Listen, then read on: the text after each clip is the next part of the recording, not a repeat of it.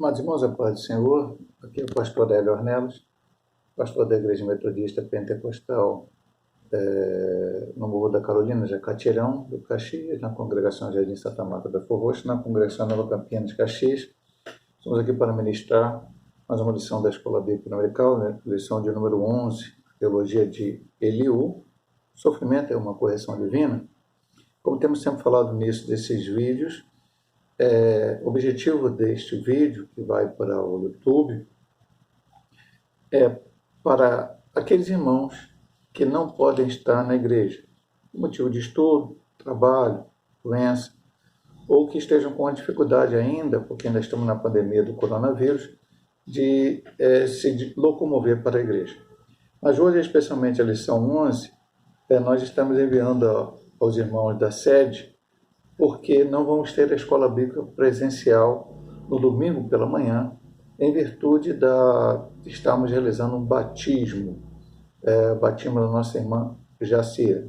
Então, esse vídeo servirá também como aula para o irmão estivesse presencialmente. Podendo estar presencialmente, quando a escola dominical estiver funcionando normalmente, todo domingo, esteja presente na igreja, porque esse é o nosso objetivo. Já compramos as revistas para o próximo trimestre, estaremos distribuindo no momento certo, né? Ainda temos ainda algumas lições. E desde já também, através desse vídeo, lembro aos irmãos que dia 27, no horário da escola dominical, também não teremos a escola dominical, porque teremos a assembleia local anual que fazemos. Então, no horário da escola dominical, tanto a sede como as congregações estarão reunidas na sede, né, para podermos fazer a assembleia local. Vamos aqui ao estudo da lição. Já repetimos o título, a teologia de Eliú. O sofrimento é uma correção divina? Textual: o aflito livra da sua aflição e na opressão se revela aos seus ouvidos. Jó 36:15. É a verdade prática. O sofrimento não deve ser visto apenas sob o aspecto punitivo, mas principalmente educativo. A leitura bíblica em classe está em Jó 32, de 1 a 4, 33, de 1 a 4, 34, de 1 a 6 e 36, de 1 a 5. Jó 32. Então, aqueles 3 homens cessaram de responder a Jó, porque era justo aos seus próprios olhos. Acendeu-se a ira de Eliú, filho de Baraquel Buzita, da família de Rão.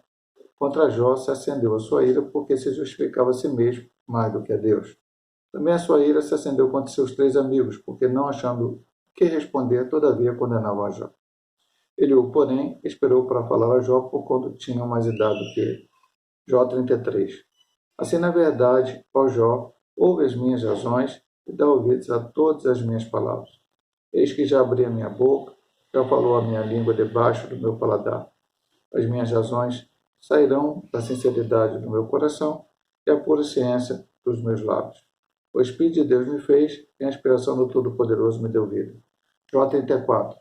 Respondeu mais Eliú e disse: ouvi, pois, sábios, as minhas razões, e vós, instruídos, inclinai os ouvidos para mim. Porque o ouvido prova as palavras, como o paladar prova a comida. O que é direito, escolhamos para nós, e conheçamos entre nós o que é bom. Porque Jó disse: sou justo, e Deus tirou o meu direito. Apesar do meu direito, sou considerado mentiroso, a minha ferida é incurável, embora eu esteja sem transgressão. E Jó 36, prosseguiu ainda Eliú e disse: espera-me um pouco, mostrar-te-ei que ainda há razões a favor de Deus. Desde longe repetirei a minha opinião e ao meu Criador atribuirei a justiça, porque na verdade as minhas palavras não eram falsas. Contigo está um que é sincero na sua opinião. Eis que Deus é muito grande, contudo a ninguém despreza, grande é em força de coração. O objetivo geral do autor da lição é mostrar que o sofrimento pode ser usado por Deus com fim pedagógico. E os objetivos específicos: 1. Explicitar que Deus, como soberano, pode se revelar e falar por meio do sofrimento. 2. Destacar que a soberania de Deus não se sobrepõe a seu amor. E 3. Afirmar que Deus não tem prazer no sofrimento, mas pode usar as adversidades para nos educar. Eu vou ler aqui o Interagindo com o Professor, porque eu acho importante nesta lição, principalmente. Sofrimento na vida do cristão deve ser um meio pedagógico. Ele serve para esmagar a soberba humana, polir o caráter do crente, prover crescimento e desenvolvimento ao cristão. Este não é o mesmo depois que passa pela escola do sofrimento. Não por acaso o apóstolo Paulo pôde dizer: sei estar abatido, sei também ter abundância, em toda maneira e em todas as coisas, estou instruído, tanto a ter fartura como a ter fome, tanto a ter abundância como a padecer necessidade. Posso todas as coisas naquele que me fortalece. Filipenses 4, 12 a 13. Esse é o caminho que o Senhor nosso Deus quer que atinjamos, ser experimentados, amadurecidos e crescidos. Que ouçamos a voz de Deus no sofrimento. Então, poderemos dizer com convicção: posso tudo naquele que me fortalece. A introdução da lição de hoje, a lição de número 11, diz: veremos a teologia de Eliú, exposta em 4 grandes discursos teológicos, do capítulo 32 ao 37. Este discurso se contrapõe ao que Jó e seus amigos proferiram. Para Eliú, os amigos de Jó falharam na exposição de suas ideias ao patriarca. Este, por outro lado, se equivocou ao apresentar o seu conselho de Deus para fundamentar sua defesa. Assim mostraremos que Eliú revela um Deus soberano que age segundo seu conselho e não está obrigado a dar resposta ao homem, além de não haver qualquer injustiça em suas ações, pois, segundo o jovem amigo de Jó, o sofrimento é uma ação pedagógica de Deus para corrigir o homem. Só lembrando rapidamente aos irmãos, tudo que Jó passou, né? Como até repetimos na semana passada, mas é sempre bom repetir, lá no início, Deus se reuniu com seus anjos, né? Satanás, ali fala filho de Deus, né? Nós estudamos isso lá na primeira lição, ali realmente se refere aos anjos, e ali ele estava com eles e Satanás apareceu e teve uma conversa com Deus, e Deus perguntou se ele tinha, de onde ele vem, de onde que ele estava fazendo, rodear a terra, e o Senhor perguntou: você viu o meu servo Jó, fiel, justo, íntegro, que se desvia do mal? E Satanás falou para Deus: o Senhor tem abençoado ele, por isso ele é fiel. E aí, então, Deus permitiu que Satanás tocasse na vida de Jó e fizesse ele perder. Em um dia só ele perdeu todos os bens materiais e perdeu também os seus 10 filhos. Novamente Deus se reuniu, novamente Satanás aparece, e aí o Senhor falou para ele: está vendo, eu não disse que Jó não ia blasfemar, porque Jó não blasfemou. Jó disse: Deus deu, Deus tirou, louvado seja o nome do Senhor.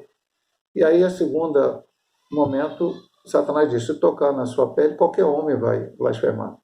E aí o Senhor permite que toque na saúde de Jó, mas não tire a sua vida, e aí Jó perde a sua saúde completamente. Ele fala: receberemos de Deus os bens, não receberemos os males. Quando a sua esposa diz: amaldiçoa o seu Deus, e morre. E aí vem os teus 3 amigos, ali citados apenas naquele primeiro momento. Ele faz, eu dá de sofá. Passam 7 dias olhando para ele, não falam nada, porque seu estado é tão ruim. E depois Jó amaldiçoa o dia do seu nascimento, e aí os seus amigos começam, em vez de consolá-lo, trazer uma palavra de amor, de alegria, naquele momento difícil de Jó, porque nem Jó, nem seus amigos sabiam o porquê Jó estava passando aquilo. E começam a acusá-lo de forma diferente, como estudamos nas 3 teologias apresentadas por cada um em lições passadas, o pecado oculto nele, o justo não sofre, quem justo sofre é o ímpio. E Jó, então, cada argumento daquele se defende. Nesse ínterim, muitas vezes Jó, embora nunca blasfemou contra Deus, Jó questionou muitas vezes a Deus, embora continuasse crendo no Senhor, acreditando, como ele declara no capítulo 19, versículo 25, eu sei que o meu Redentor vive e ainda se levantará sobre a terra, ainda que meu corpo pereça, então aquela coisa toda, mas eu vê-lo-ei. Então Jó acreditava no Redentor, alguém que podia mudar a sua situação. Vimos que ele falou também, na lição passada, nos últimos argumentos de Jó, que ele queria comparecer diante de Deus. E depois que os seus amigos calaram, e Jó, como na última lição, ele para de aqui acabou as palavras de Jó, Eliú, que era mais jovem, nós vamos ver aqui, a lição vai falar sobre isso, se levanta para falar. Eliú, tanto ele fala contra os argumentos do amigo de Jó, mas também fala contra Jó. Ele melhora um pouco a situação no sentido de que do que os seus amigos falaram, mas continua também ainda com uma ideia errada de retribuição. E nós vamos estudar isso diante desta lição de número 11. Hoje é a teologia de Liu. O que Liu pensava a respeito de Deus, como Deus se comunicava, como Deus falava com as pessoas, como Deus agia referente ao ser humano. Sofrimento como uma forma de revelar Deus. Deus é soberano. Neste primeiro discurso, Eliú destaca a queixa de Jó, porque Deus não lhe respondera. Para Jó, amigo do patriarca, este não leva em conta a majestade divina que distingue o Criador de suas criaturas. Neste sentido, Jó havia ignorado que Deus é infinitamente maior do que o homem. Não precisa explicá-lo acerca suas ações nem de seu silêncio. Então vamos ver aqui algumas situações já começando a falar. O Eliú já começa a falar algumas coisas e vamos pensar. Tanto na hora que a gente estudou ele faz Bildade ou Zofar, nós vamos ver que algumas ideias deles, alguns pensamentos deles, sempre lembrando também o que estudamos. Eles viveram antes da graça, eles estavam lá no Antigo Testamento, viveram até mesmo antes da lei, Jó viveu lá na era até patriarcal. Então, não havia escrita, todo o ensinamento que eles tiveram foi passar de pai para filho. Então, a sabedoria. Jó era um homem sábio, como vimos aí nas lições passadas, e também aqueles homens também eram considerados sábios naqueles dias. Somente que eles estavam baseados numa tradição, e essa tradição falava da lei da retribuição. O justo, Deus abençoa, e o ímpio, Deus lança a sua ira, persegue, enfim, sofre. Nós vamos ver pelo próprio início, que já falamos, que Jó era justo, mas Deus permitiu que acontecessem situações com ele. Vamos já começar a palavra aqui. Deus permitiu que Jó passasse por uma provação. E é uma palavra que vamos falar muito nessa lição. Então, o conceito deles já estava errado. A ideia deles teológica estava errada. Mas alguns momentos, alguns pensamentos sobre Deus estavam corretos. E assim também aconteceu com Eliú. Eliú tinha conceitos corretos de Deus, mas alguns eles se enganavam. Sempre lembrando, até eu estava lendo, eu sempre falo aqui, eu leio sempre um subsídio do professor Caramuru para ajudar a dar aula, há muitos anos, né? Professor da Assembleia de Deus de São Paulo, ele escreve sempre subsídios, existem outros subsídios, na internet você vai achar muitos aí para ajudar a entender a lição. Ele disse uma coisa importante, eu não posso pegar a Bíblia Sagrada, mais ou menos essas palavras, não é exatamente isso que ele falou, mas a palavra, não posso pegar os meus pensamentos teológicos, né, religiosos, sei lá, pegar a Bíblia e tentar achar textos para ali dizer, olha, eu tenho razão. O meu pensamento é esse, aqui está, é isso aqui.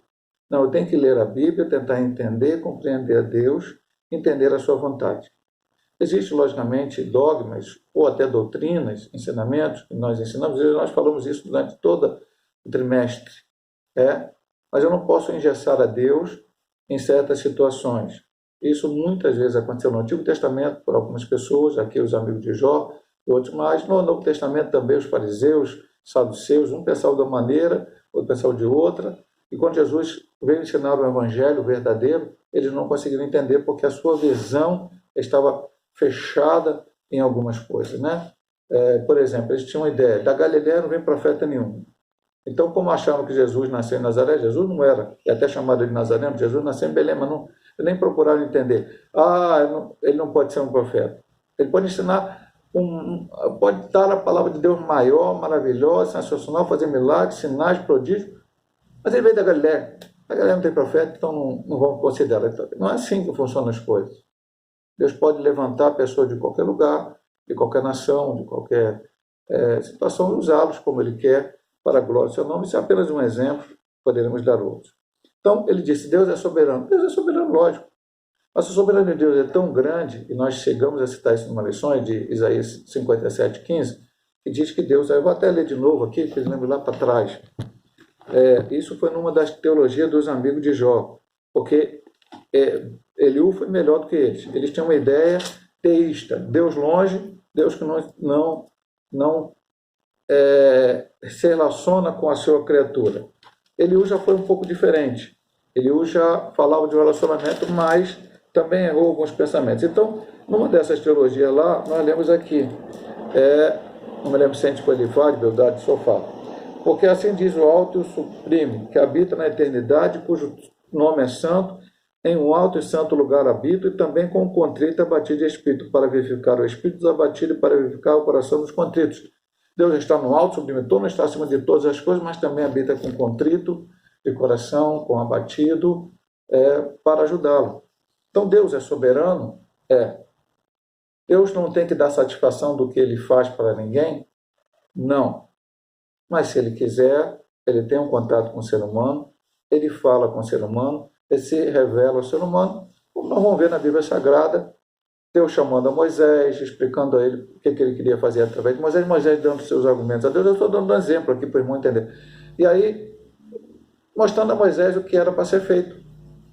Deus não podia chegar para Moisés, mas Moisés, é você, acabou. Não fala, não é você, vai, acabou. É minha vontade, vai. É você que está escolhido. Você é o predestinado para ir, vai, acontece. Não, Deus não fez isso. Deus chamou Moisés teve os argumentos, Deus mostrou para ele, conversou com ele, não, Moisés é para tirar o povo, assim, não vai ser a sua voz, eu vou fazer os sinais. Até que Moisés então aceitou aquilo que Deus queria para ele e foi fazer. Pastor, se Moisés não fosse, Deus levantaria outro. Mas Deus conversa com o homem também, mostra a ele a sua vontade. Mostrou tantos, eu falei Moisés, mas poderia ter falado Davi, poderia ter falado tantos outros nomes de Deus. Então Deus é soberano. A ideia do Eliú, Deus é soberano, está correta. A ideia que ele achava, né, que Deus não precisa explicar, ou Deus não tem que justificar o seu silêncio. Deus estava em silêncio com Jó? Sim, não. Sim, porque Jó estava clamando, mas estava clamando de forma errada.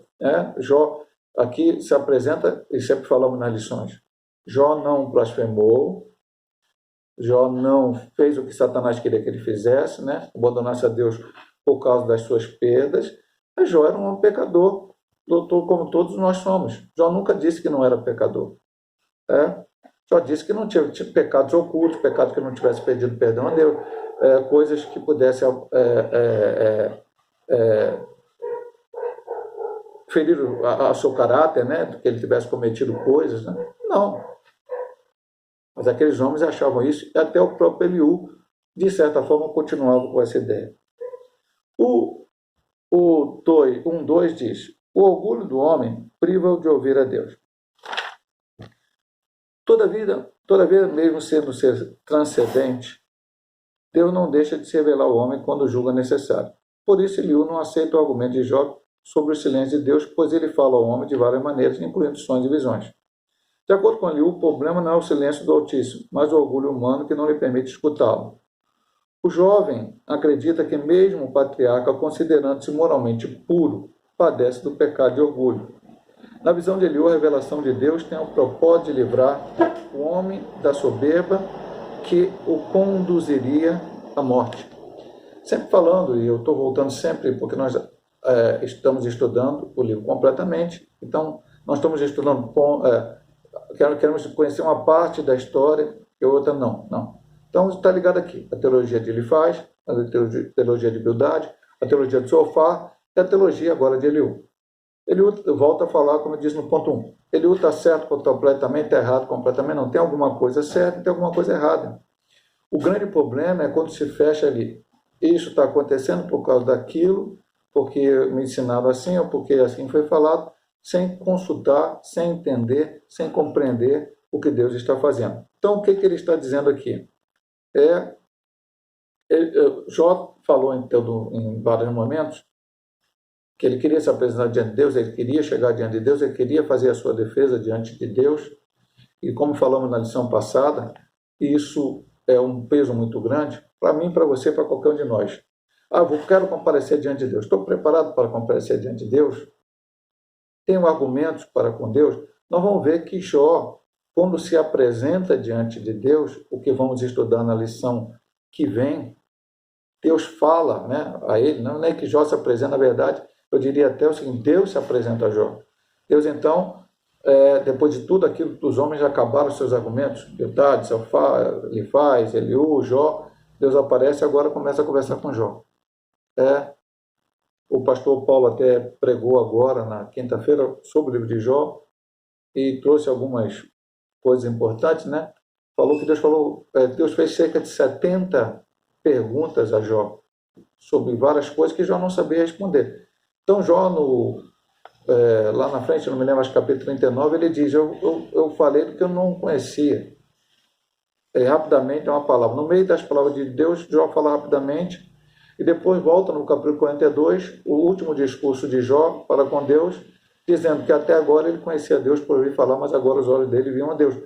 Então, veja, amado irmão, como é que ele viu a Deus? Como é que ele entendeu a Deus? Foi através do sofrimento, da dificuldade, do problema, da perda.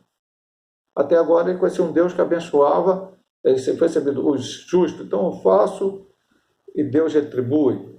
Deus me dá, eu sou fiel. Pastor, isso está errado? Não é errado.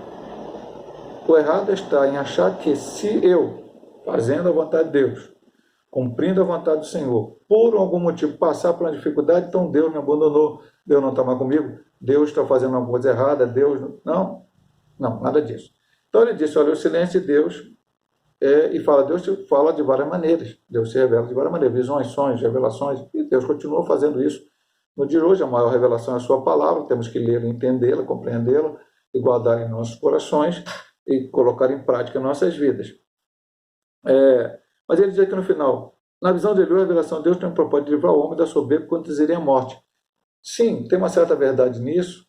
Quando Deus nos prova, como eu disse no início, a palavra principal, aprovação, Deus permite que nós sejamos provados, é para o nosso crescimento espiritual, para que nós cresçamos como servo de Deus, como homem de Deus, como mulher de Deus, possamos crescer. Se nesse momento da aprovação a gente só olha para a aprovação, só murmura, só reclama, só fica nervoso, só pensa até em abandonar Deus, a gente não aprende com a aprovação. E lá na frente a gente vai passar por outras situações que esse aprendizado será importante. Então a gente tem que aprender. Eliú estava certo nesse sentido, mas não no sentido sobre a vida de Jó. Eu não consegui entender porque Jó não tinha cometido nenhum erro, no sentido que os seus amigos o acusavam. Ele apenas queria compreender isto. Mas, amados irmãos, se eu ou você estivermos passando por uma tribulação, vamos orar a Deus, vamos buscar a Deus, pedir para que Ele fale conosco, nos ensine aquilo que Ele quer falar através dessa dificuldade. E vamos para o ponto 3, o mistério da redenção. Além de sonhos e visões, Eliú também destaca que Deus usa a enfermidade como um dos canais de comunicação entre Deus e o homem. Por causa dela, ele pode enviar um anjo para anunciar a Jó o seu dever, dizer o que ele deve fazer e também interceder em favor da saúde do patriarca. Dessa forma, esse mensageiro anuncia o que é justo e bom, a fim de recuperar o estado de justiça que Jó desfrutava antes da enfermidade. As funções que são atribuídas a esse mensageiro mediador fazem com que os intérpretes bíblicos vejam nesse ser celeste uma referência ao anjo do Senhor, uma teofania do Senhor Jesus Cristo. Não há dúvidas que esse mediador é a mesma testemunha celestial que Jó pedia que defendesse a sua causa, e o Redentor que o justificasse depois da sua morte, tanto 16:9 como 19:25. Nesse sentido, conforme podemos atestar no livro, o mistério desse mensageiro é um ato decorrente inteiramente da graça de Deus em favor de Jó para mediar a sua causa a resgatá-lo. Ele acreditava que poderia aparecer um anjo, né, como ele diz aqui na primeira parte do texto, para comunicar-se com Jó, para interceder por Jó, pela sua saúde e tudo mais. E fica assim aberto. Mais uma vez, a ideia precisa ser explicada. Anjo tem a função de curar alguém? Não. Anjos são os espíritos ministradores em prol daqueles que vão herdar a salvação. Mensageiro é o que significa a palavra anjo. Nós vamos ver Gabriel dando mensagem no Antigo Testamento para alguns homens de Deus como Daniel. No Novo Testamento, quando ele aparece para Maria, quando ele aparece para Zacarias. Então, essa é a finalidade deles. Agora, existe uma situação que a teologia nos explica, que é chamada teofania. É uma aparição, ainda no Antigo Testamento, de Deus através da segunda pessoa da Trindade, o Cristo, antes da sua encarnação. Toda vez que você vê um anjo no Antigo Testamento recebendo adoração, aceitando, não dizendo, não me adore, eu sou um anjo, aceitando, esta provavelmente, certamente é uma teofania, porque os anjos não são adorados, não devem ser adorados. No último capítulo da Bíblia, em João, o João quis se prostrar diante do anjo, ele disse, não, eu sou conservo teu e dos servos do Senhor. Então não é para adorar anjo. Anjo não é para você ficar desejando que o anjo apareça na igreja. Deus pode falar através de anjos hoje? Pode. Deus pode falar de sonhos, visões, revelações, anjos, é como Ele quer. Mas o anjo não será nunca mais importante do que a presença do próprio nosso Senhor Jesus Cristo no culto na igreja. Eu quero dizer uma coisa para o irmão, embora muitos possam pensar o contrário, toda vez que a igreja se reúne, Deus está presente, porque Jesus disse, onde 2 ou 3 estiverem unidos, eu estarei no meio deles. Ah, pastor, eu vou na igreja, no culto, não sinto a presença de Deus. Aí o problema não é Deus, o problema é você. Qual o propósito que você foi no culto? Você foi no culto para encontrar as pessoas, você foi no culto para apenas tocar um instrumento, ou você foi no culto apenas para chegar na sua oportunidade de cantar um hino, ou você foi no culto para adorar. Deus vai falar com você através... Eu sempre falo na igreja.